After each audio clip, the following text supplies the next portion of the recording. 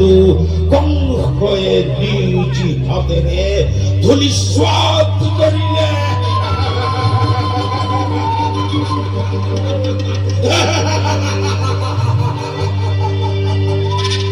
আৰু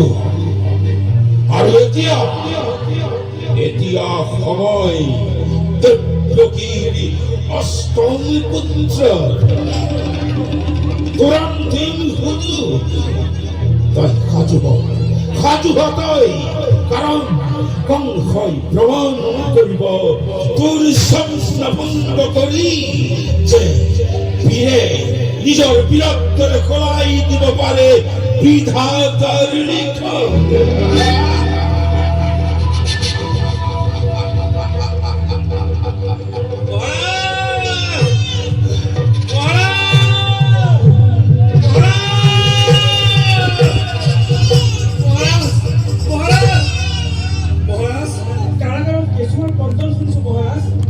কেঁচুৱাৰ স্পন্দন